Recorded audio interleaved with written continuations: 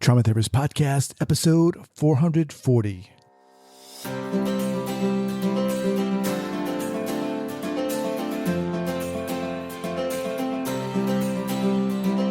right, guys, welcome to the Trauma Therapist Podcast. My name is Guy McPherson. My mission is to raise awareness of trauma and to support new trauma therapists just starting out on their trauma-informed journey. I do that through this podcast and my membership community, Trauma Therapist 2.0.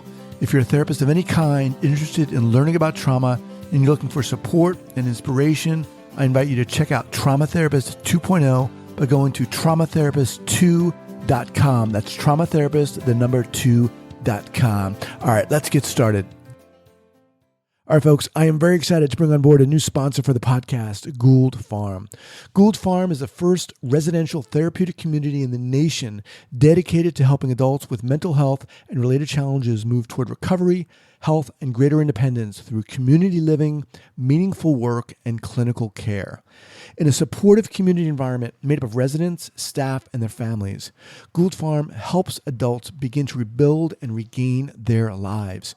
Gould Farm offers a full continuum of care with programs in both Boston and Western Massachusetts for those ready for new challenges and structured transition. You can learn more about Gould Farm by going to gouldfarm.org. That's GOULDFARM.org. This episode is sponsored by Somatic Experiencing. Trauma may be a fact of life, but it doesn't have to be a life sentence. Somatic Experiencing is a psychobiological method of addressing clients' physical and emotional trauma conditions and helps to give voice to their experiences without a need for them to retell their story. SE focuses on regulation of the nervous system and offers the opportunity to engage, complete, and resolve the body's instinctual responses to traumatic experiences.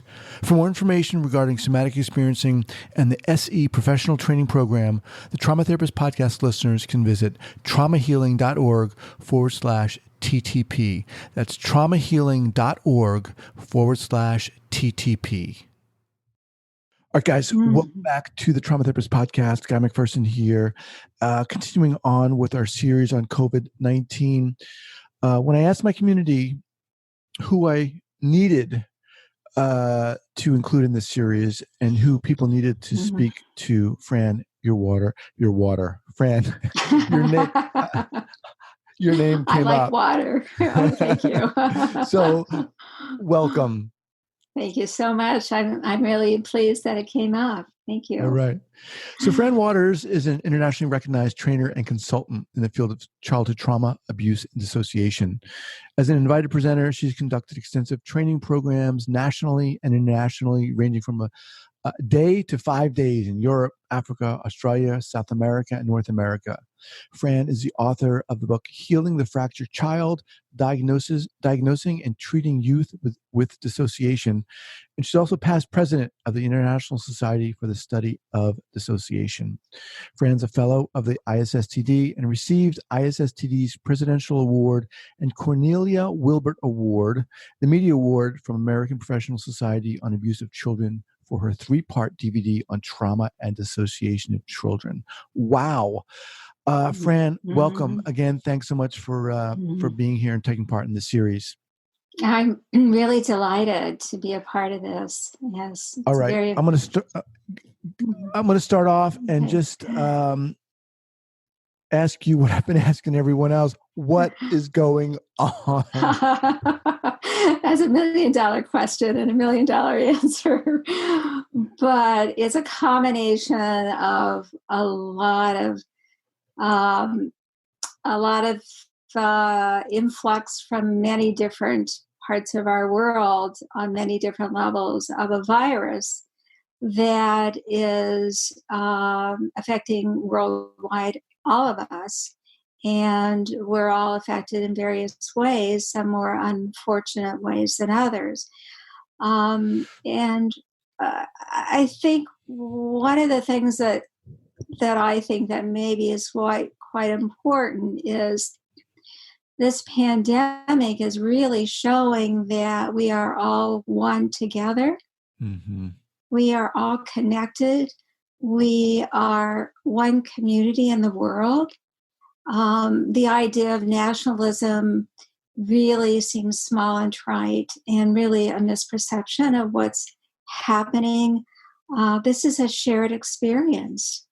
It's a unique experience, and there's a commonality among all of us now, unfortunately, by this experience that's causing us to reevaluate many, many things in our life, personally and in our world.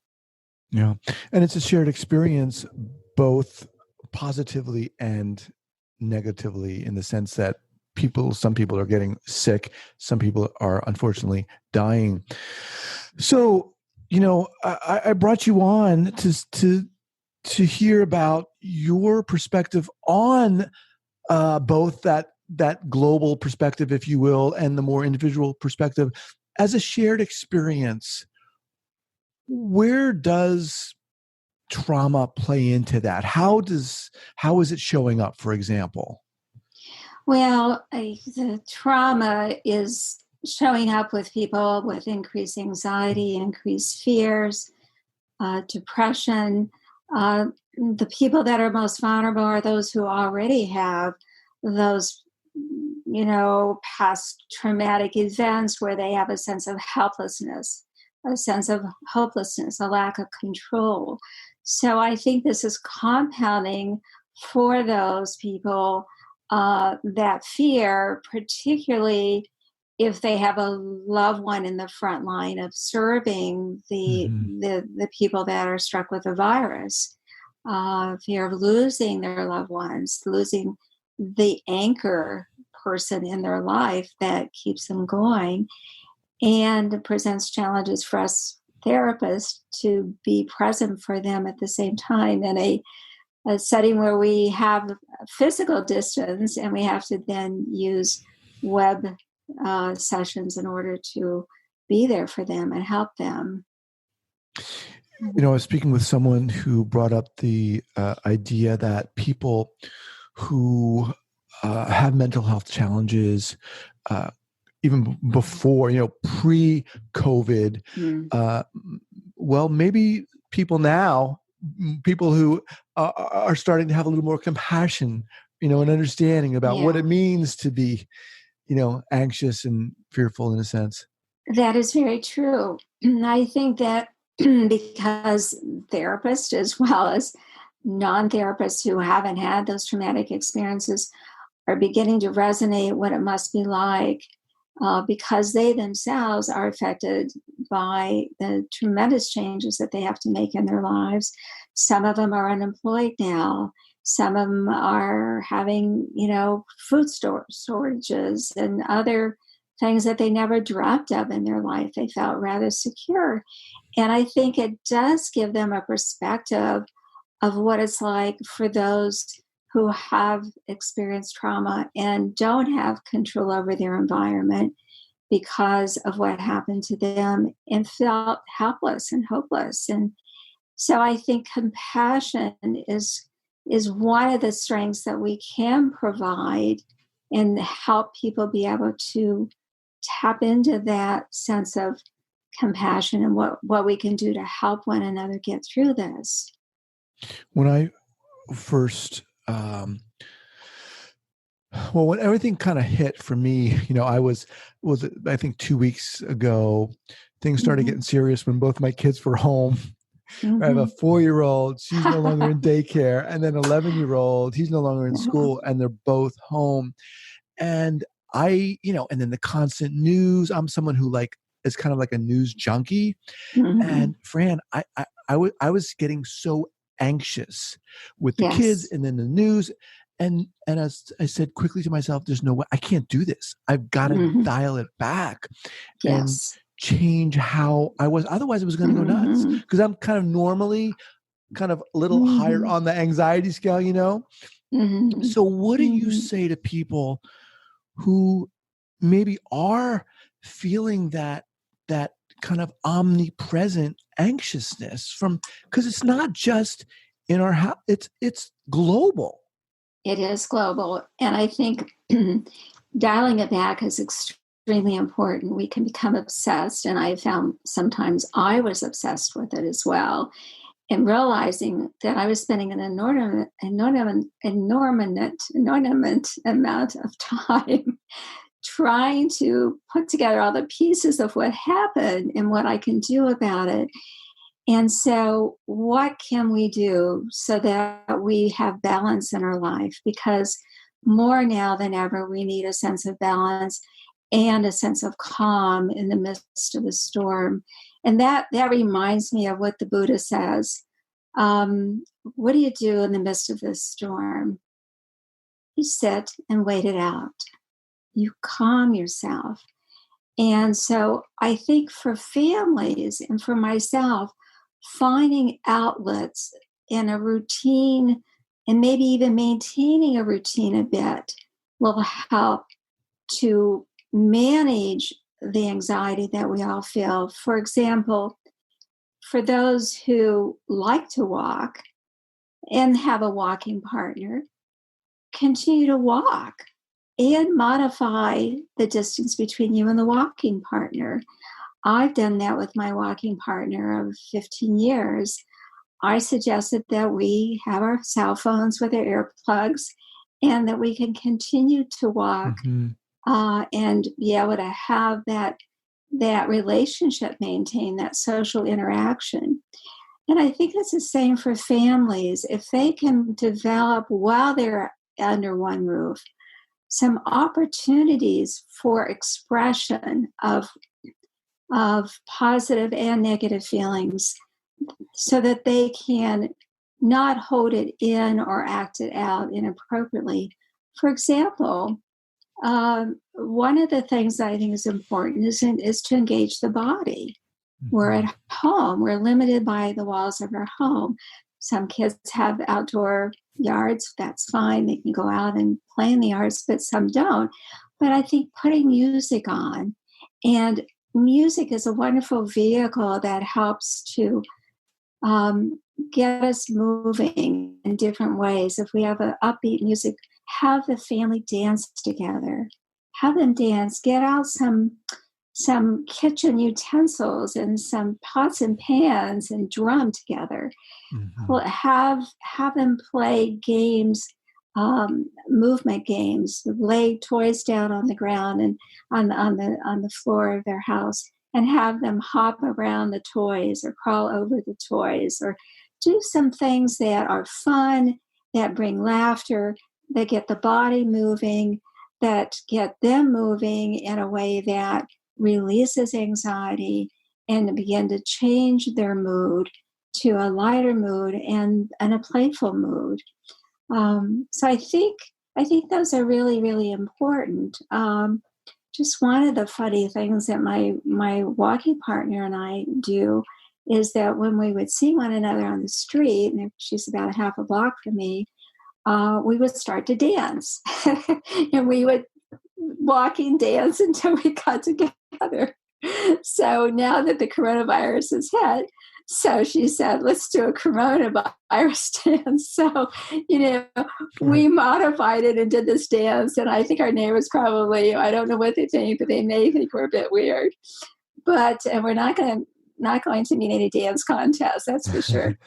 But that's the kind of playfulness I think we all need to have in our environment, to take what we have and use it as a golden opportunity, and to maintain that social engagement that Steve Porges talks so much about. One of the other thoughts I've been giving to parents that I work with is to help their children maintain their connections with their peers, is to set up a platform, a video communication platform like this, and invite the friends and parents to participate and do art projects together, do dance routines together, do exercise, do cooking lessons, chat about what they're experiencing and how they can get through it together. Bringing the parents and children together for these activities using the web, I think, can help keep them from feeling so isolated, because one of the things about trauma is that sense of isolation, and that nobody knows what we're going through, or we're living at 24/7 and we don't have any outlet. But if you can have an opportunity for children to get together under this platform, and even for parents to have a platform like this, to talk about creative ways to manage their kids at different ages and some of the fun things that they're doing, and setting up a routine to do that at certain times of the day, or that we're going to do this during the day, or we're going to work a puzzle or play a game or put the music on. I think that all can help mitigate some of the anxiety and depression, and be a productive way of being able to get through this as time goes on, because we are into this, and it could go on with social or physical isolation for several weeks. We really don't know how long it will go on. Yeah, I like the you're using this word creativity, not only being creative, but being creative about how we're using our time and how we're interacting and so forth. And one of the things that I found, I was talking about my early experience when I started to get into this and got kind of frazzled. I realized that I had to be flexible, right? Yes. Because normally with the kids and with everything else, I'm kind of like, okay, I like that structure and that routine, but a lot of that goes out the window. Yeah, it does. And it's being able to be flexible and creative at the same time, which isn't always easy. But, as you're talking, Fran, there seems to be a gravity and a seriousness about the fact that we really need to be doing these things for our own good. Yes, we really do. And I think that if we can be flexible and be kind and compassionate toward one another, and be kind and tolerant of our children, and be able to understand that we're all in this together, and how can we make this a moment of growth and development for all of us? What can we do to teach our children how to handle stress and understand their stress, and be empathic toward their stress and expressing ours as well, so that we can meander through this and grow in the experience? It's a wonderful opportunity if we can have that kind of mindset, that this is a time when we have time with our children, time that we can value, and how can we make it pleasant? And then there's a greater perspective. What can we do to contribute to helping people in the community that are less fortunate, by giving money for food banks, by making facial masks, things like that can help. Getting kids involved by showing what we're doing and talking about that, I think, is a way of teaching them that they're part of a society, and maybe in some way they could make thank you notes for the doctors, nurses, the frontline people, EMS workers. Thank you for working with these sick people, and sending them pictures to uplift them.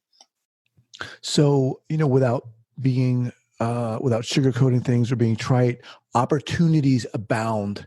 They're all around us during this crazy time to kind of step up and, like you're saying, kind of model, healthy behavior, and even present opportunities for our kids, like you're saying, to maybe send notes and so forth. Can you talk a little bit more specifically about how maybe you're working differently with your clients, and also thoughts you have for the therapists out there who, are maybe shifting gears now and working on Zoom and so forth? Yes. I actually have been doing some Zoom and other platforms for many years because of my specialty and people's needs that I can provide for them. So I've developed a few strategies, particularly with children. And I think that my playfulness and my sort of side chair acting abilities kind of comes out at those moments, because when you are working with children, you have to really engage them through this kind of vehicle. And I'm amazed at some of the silly things that I've done that I probably wouldn't do in my office as easily. Yeah. Oh, I'll tell you one of them that I've done. Okay. I'm going to be a please. little humble about it, but I was with this delightful 7-year-old boy for 2 years, and we would meet periodically in person, which was really a wonderful treat. But he lived many states away, and so whenever he did something really good, I said, "Oh, 2 thumbs up," and then I would say, 2 big toes up. And in my own way, I would try to show my 2 big toes one at a time on the screen, just to sort of make him laugh in playful, kind of reinforcing, well, that was really good. And catch it, and I would praise him. And so we would engage in that way. And his mother was present at the time, and so I asked that he have drawing supplies available, and so he would draw his emotional states, his different parts of himself, and tell me about him. His mother would show it to the screen. She'd take a picture of it, and I would have it on my phone immediately. So I would talk about that with him. And he got a drum for Christmas, and I said, "Why don't you use the drum and drum how you feel about what happened to you?" And then he would drum. So we would be able to use principles of EMDR, the bilateral stimulation by the drumming, and we would march, and I would make a. This is all via like Zoom or something? This is all Zoom. All Zoom. And I would stand up and I said, "Oh, we got to work out that tension of what happened to you out of your body." So I said, "Let's do the stomping dance. Stand up and stomp and move around." And so I was well prepared in many ways, but I had a little boy that's 4 years old that I have been seeing. I was a bit anxious about having to meet him online because he was a rather subdued little boy, a little quieter. He wasn't maintaining much contact with me, and he wasn't talking about his feelings. And he said, I don't know. And so I was sort of, wondering, how am I going to engage him?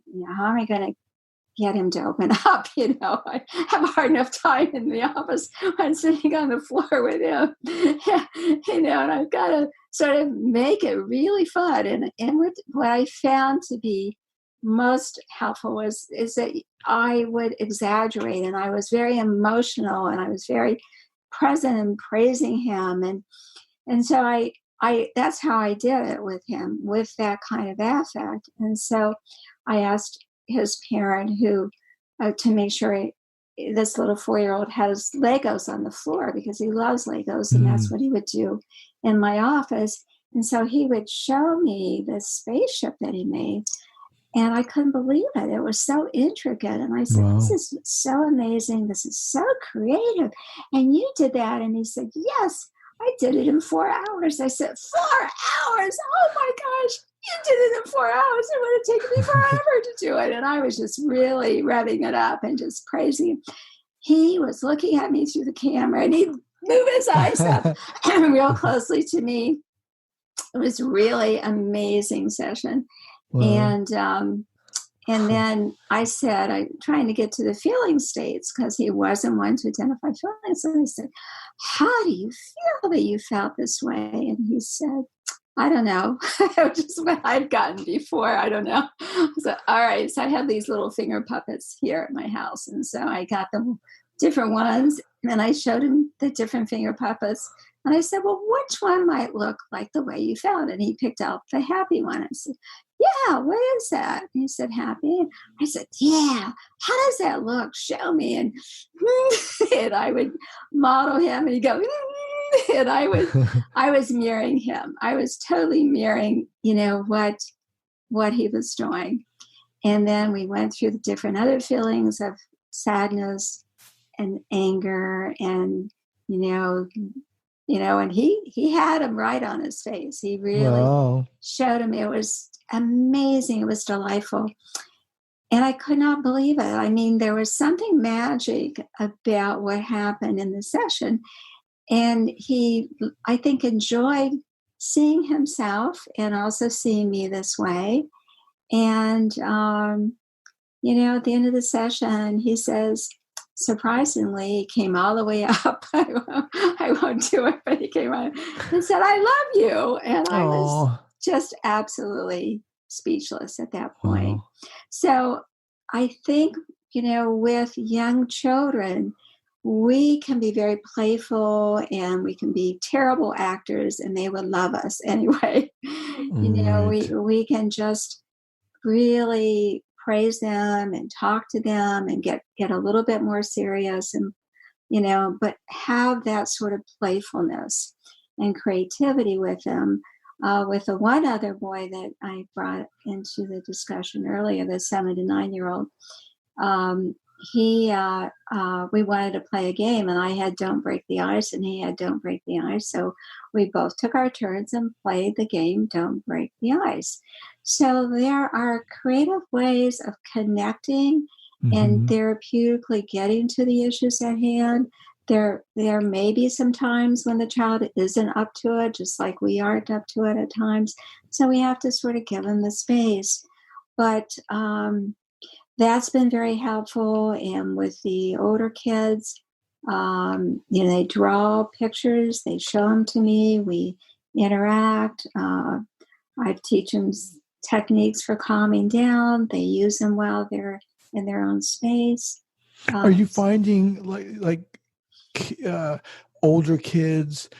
How are they? I mean, general question, but how are they responding to COVID-19? Is there something you need to do differently, or obviously pay more attention to that, or what? I think in this community, to be very honest, we only have like one so far in our county. I live in the northern part of Michigan, the Upper Peninsula of Michigan, in Marquette, and so the reality of that has not hit the children in this community. They're confined to their houses. They miss their friends, but there is a little bit of anxiety that they have, but it's not like living in New York City where children are really suffering from people that they know or know of in their own town dying. But if I had those children, it would be very important to talk about that and draw pictures of what you feel, what's your feeling, what's your fear look like, what is a hero figure in your life or a fictional figure that you can draw that can help you and can comfort you when you're having these fearful times. Have a parent there to also talk to them and together talk to the parent and child about the challenges. In what ways can they contribute, if any? I mentioned a little bit earlier, sending letters. Some people who sew can do that, make different, the surgical mask or whatever that is according to standard that would be acceptable. So one of the things that's really important in working with families is to work with the parents and helping them to calm down.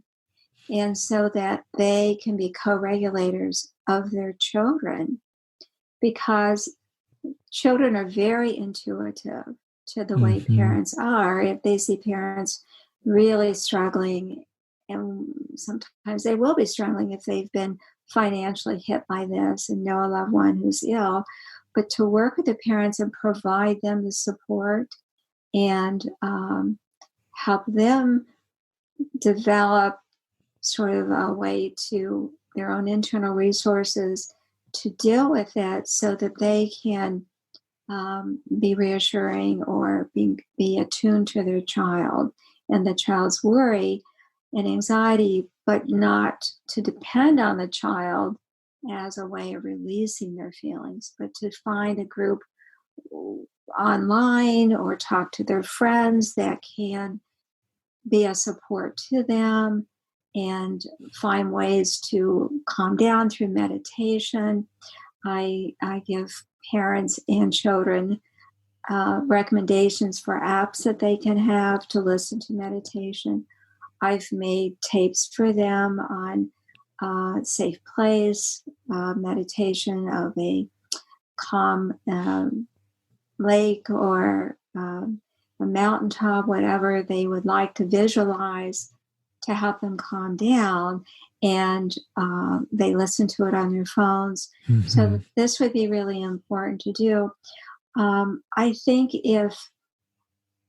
if people can come together with their friends and support one another and be a co-regulator for one another and a good listener and help them with all the adjustments that they have to make, I think that can calm down their stress response system.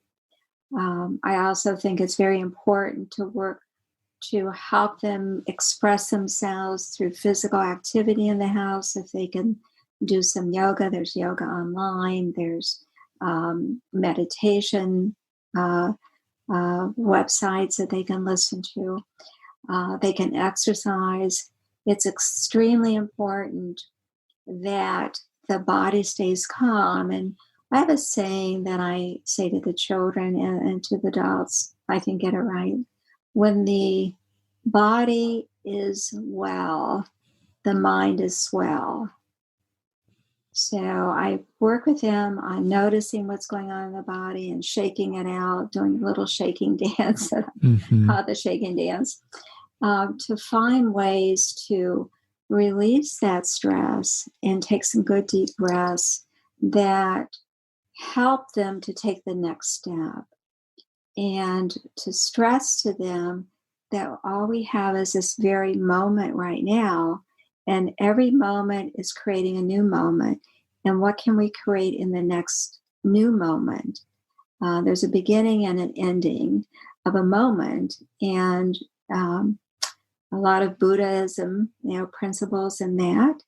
And let's take this new moment as an opportunity to develop some things that will help us find ways to connect on a positive ways with our children, to help us feel that we have opportunities available for us, or a certain mindset that help us take that next step, and what we can do in our home environment, cooking, having cooking lessons with our children, having them bake, dancing with them, with music, playing a game, as I've talked about, puzzles, doing things like this. And fortunately, we can order a lot of these things and have them delivered, so we're not putting ourselves at risk of going out and buying them.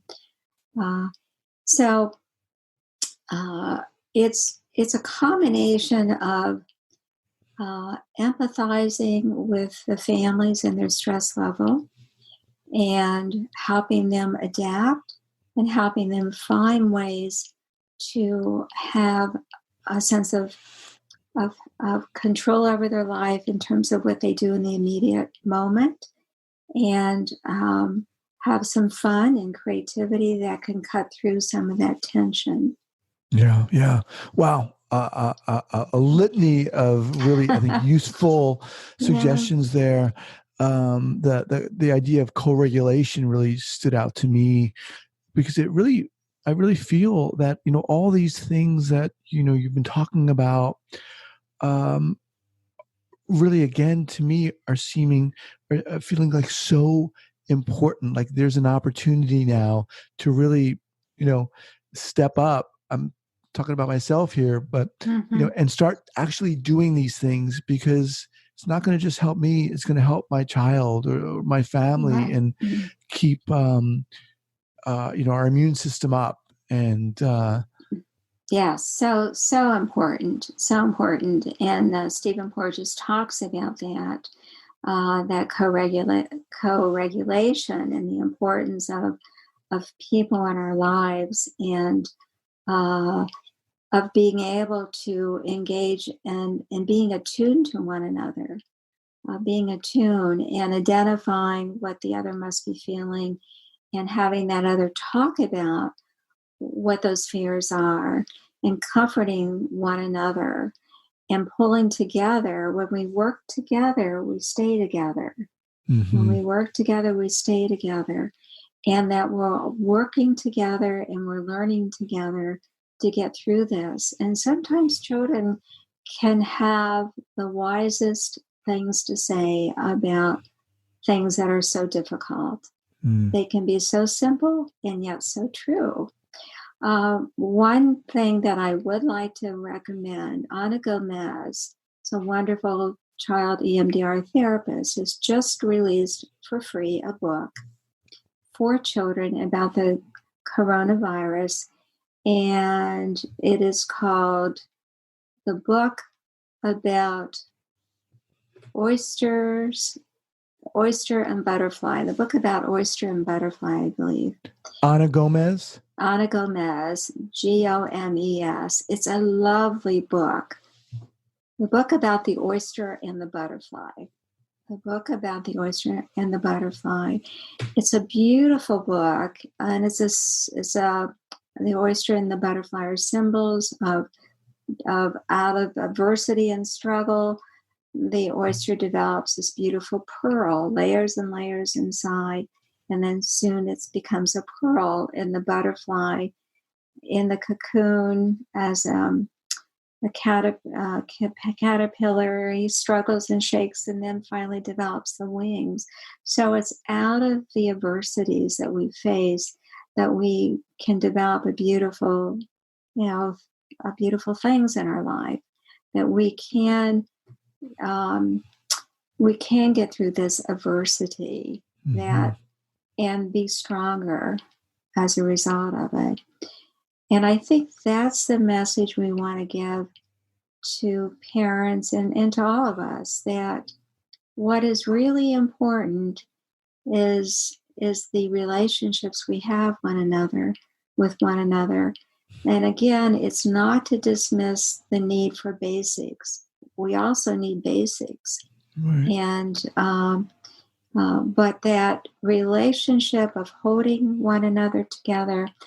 I've worked with very poor families over my career, and what I found is they had one another and they were close, and it was that unity in the face of their adversity that kept them together and kept them healthy. It was that healthy attachment. The parents that were attuned to the child were patient with the child, was kind. Even when the child was testing, they were patient and kind and compassionate, and a gentle way of teaching them other ways to behave. And they had a loving relationship, even though they had very little. Wow. I've been speaking with Fran Waters. Fran, what's the best way for people to get in contact with you? Well, I have a website, and there is a form they can fill out. And the name of the website is waterscounselingandtraining.com.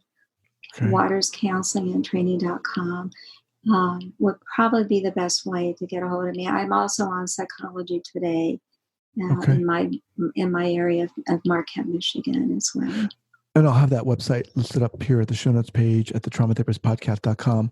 Fran, you are a delight, and you're so inspiring to talk to. Seriously, please come back to this podcast. I would love to come back. We need you. We need you.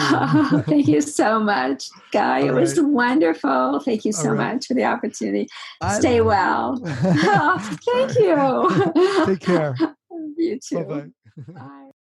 Once again, thank you to Somatic Experiencing for sponsoring this podcast. Somatic Experiencing Trauma Institute is a 501c3 nonprofit dedicated to resolving trauma worldwide by providing professional training and education in somatic experiencing.